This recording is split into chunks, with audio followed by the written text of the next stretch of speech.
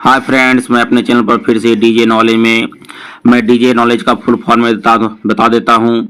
Dynamic jobs knowledge, जिसका हिंदी मतलब होता है सक्रिय काम का ज्ञान।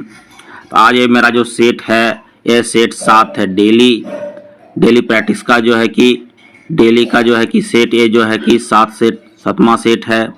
और जो है कि मैंने आप लोग के लिए एक लाइन लिखी है, study slowly but study regularly, only then the goal will be achieved. कहने का अर्थ है अध्ययन धीरे करें लेकिन नियमित रूप से अध्ययन करें, तभी लक्ष्य की प्राप्ति होगी। भारतीय संविधान को कहाँ अपनाया गया था?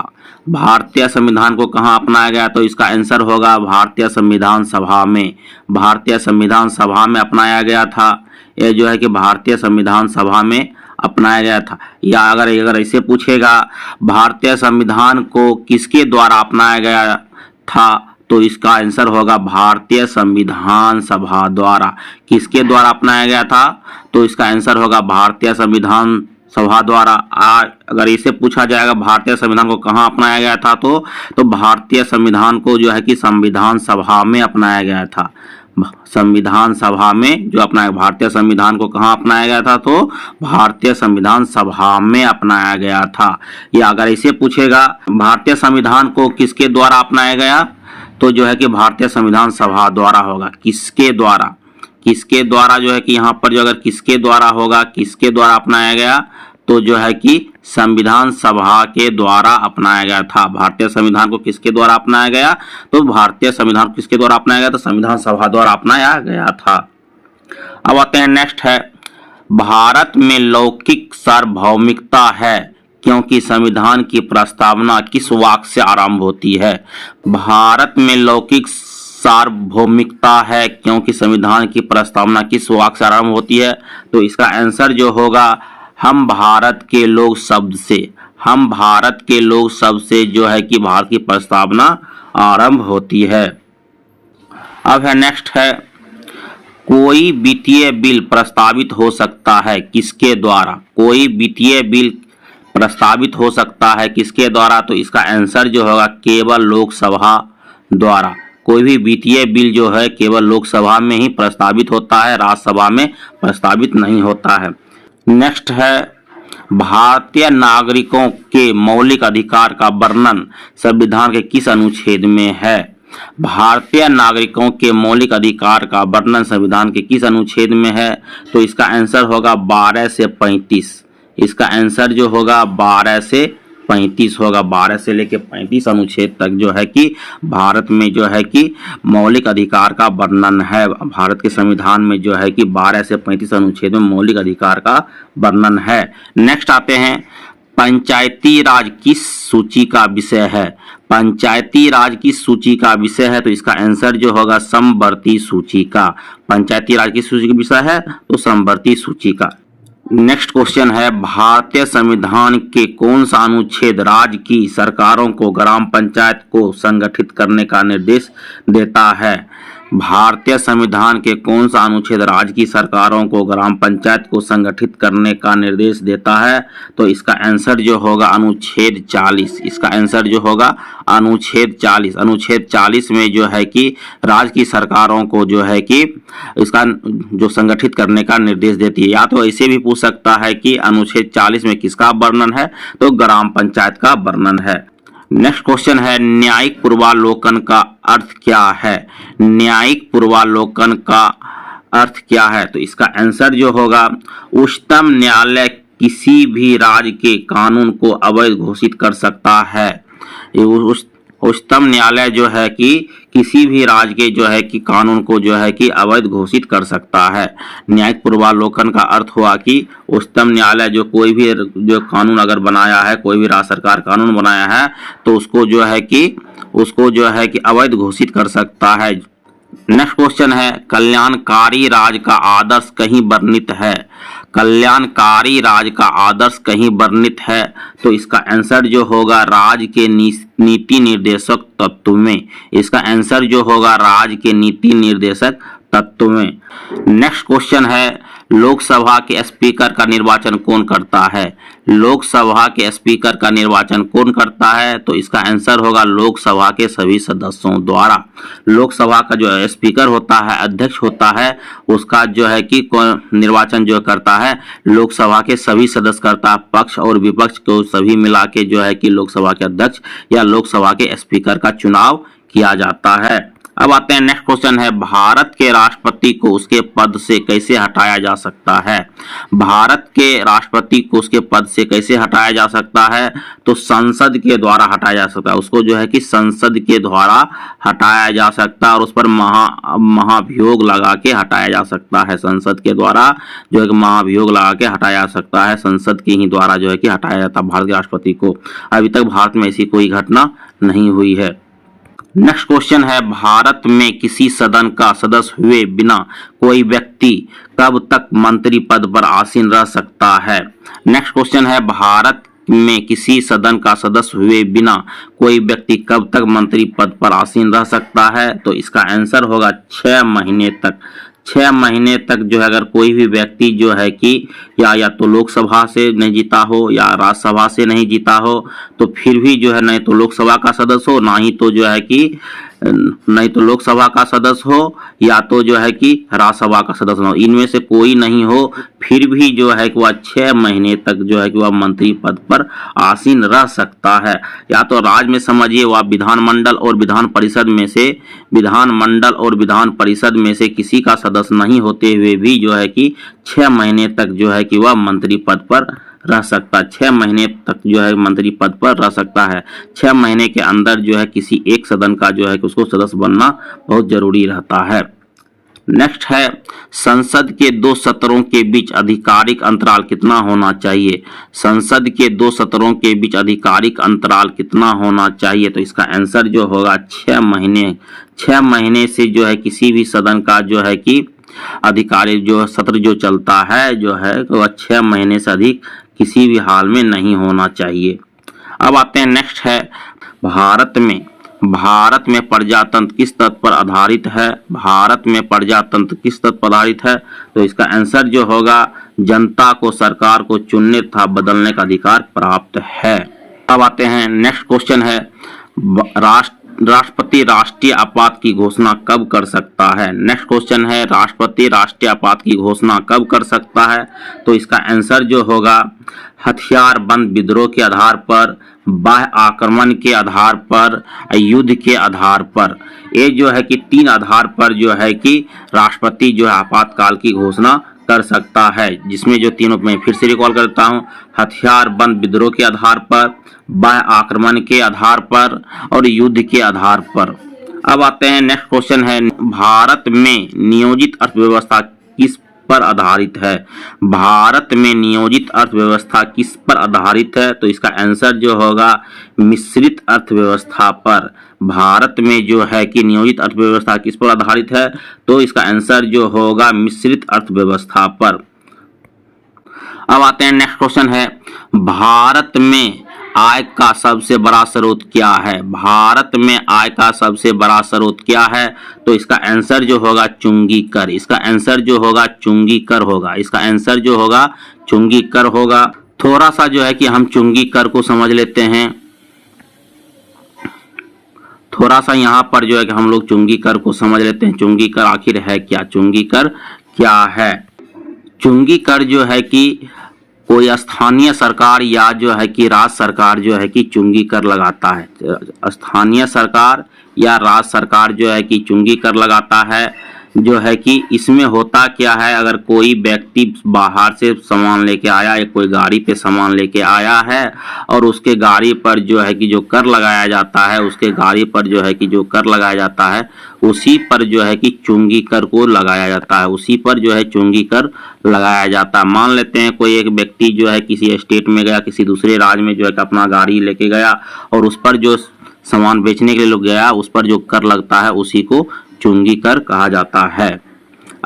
नेक्स्ट क्वेश्चन है, विभाजन के कारण भारत का कौन सा उद्योग सबसे बुरी तरह प्रभावित हुआ? विभाजन के कारण भारत का कौन सा उद्योग सबसे बुरी तरह प्रभावित हुआ? तो इसका आंसर जो होगा जूट तथा रुई उद्योग। इसका आंसर जो होगा जूट तथा रुई उद्योग जो है कि भारत का जब विभाजन हुआ यह जो है कि सबसे ज्यादा प्रभावित हुआ था, बुरी तरह से यह प्रभावित हो गया था। नेक्स्ट क्वेश्चन है 8वीं पंचवर्षीय योजना में किसको प्राथमिकता दी गई थी? नेक्स्ट क्वेश्चन है 8वीं पंचवर्षीय योजना में किसको प्राथमिकता दी गई?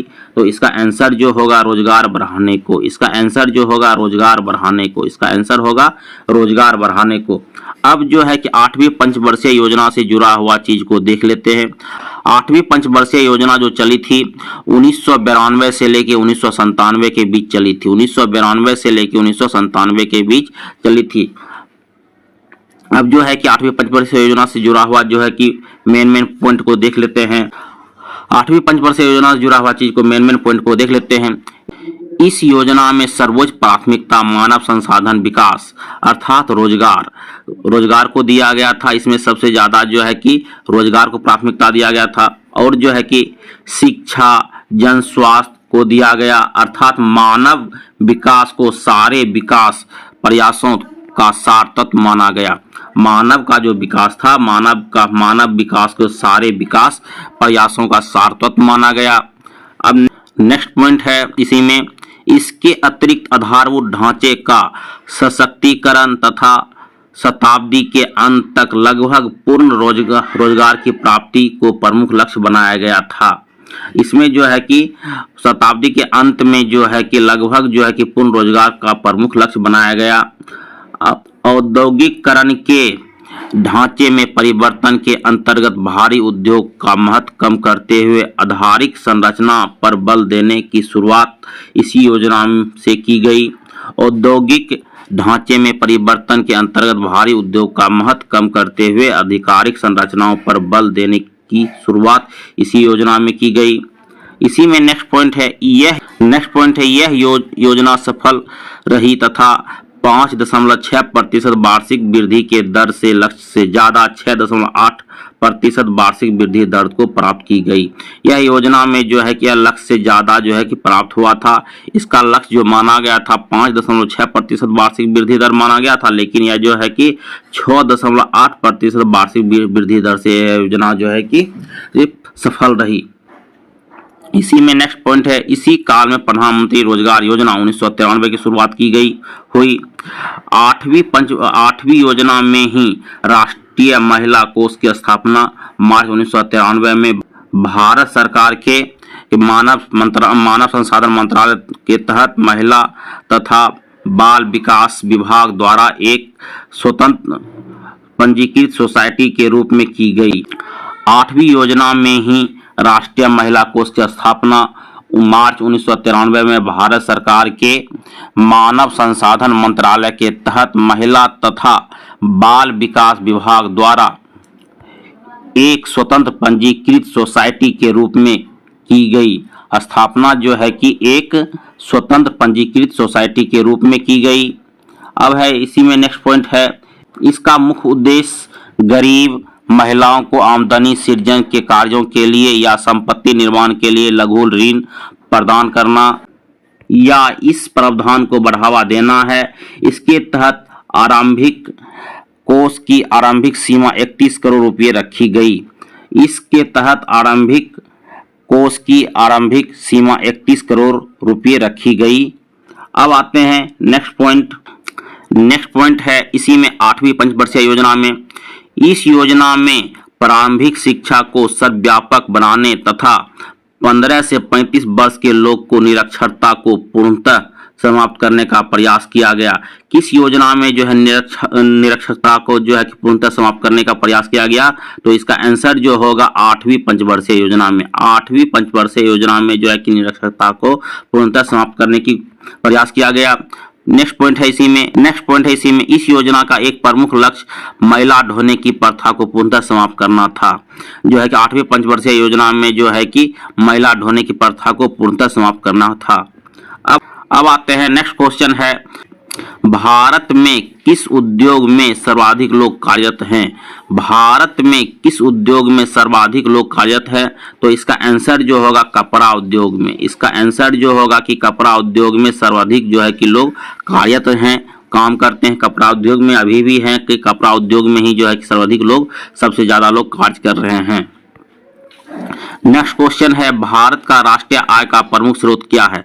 भारत का राष्ट्रीय आय का प्रमुख स्रोत क्या है? तो एक कृषि है। अभी भी जो है कि कृषि ही जो है कि भारत का जो है राष्ट्रीय आय का प्रमुख स्रोत है।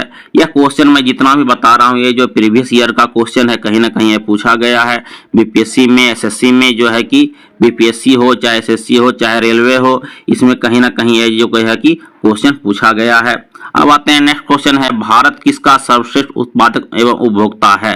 भारत किसका सर्वश्रेष्ठ उत्पादक एवं उपभोक्ता है? तो इसका आंसर जो होगा चाय होगा। इसका आंसर जो होगा चाय का जो है कि सबसे बड़ा उत्पादक भी है और सबसे बड़ा उपभोक्ता भी है। यहाँ पर जो है कि चाय का उत्पादन भी सबसे ज्यादा होता है और यहाँ के लोग चाय भी सबसे अधिक पीते हैं। अब नेक्स्ट क्वेश्चन है, भारत में प्रथम उर्वरक संयंत्र कहाँ लगाया गया था? भारत में प्रथम उर्वरक संयंत्र कहाँ लगाया गया था? तो इसका आंसर होगा सिंदरी में। इसका आंसर जो होगा सिंदरी में लगाया गया था। अब है कि सिंदरी कहाँ है? सिंदरी कहाँ है?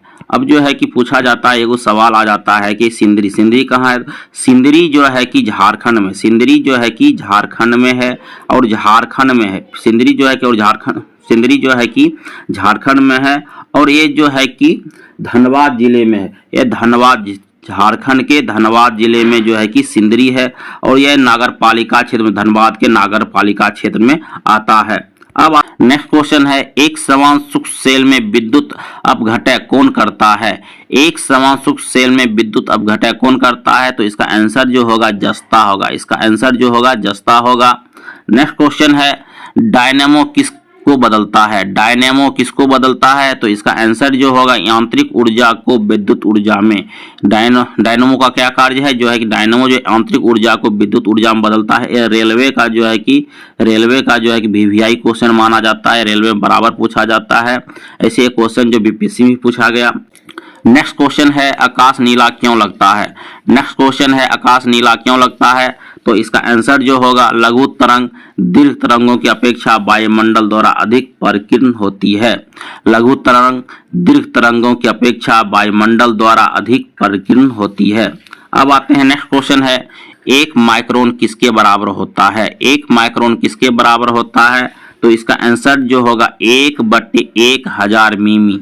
1/1000 मिमी। एक माइक्रोन जो है 1/1000 मिमी के बराबर होता है। मिमी का मतलब मिलीमीटर, मिमी का मतलब हुआ मिलीमीटर। नेक्स्ट क्वेश्चन है, अति चालक का लक्षण क्या है? नेक्स्ट क्वेश्चन है, अति चालक का क्या लक्षण? नेक्स्ट क्वेश्चन है, अति चालक का लक्षण क्या है? अति चालक का लक्षण क्या है? तो इसका आंसर जो होगा अनंत प्रगेयमता होगा। इसका आंसर जो होगा अनंत प्रगेयमता होगा। फिर मिलते हैं नेक्स्ट सेट में, तब तक के लिए जय हिंद, जय भारत।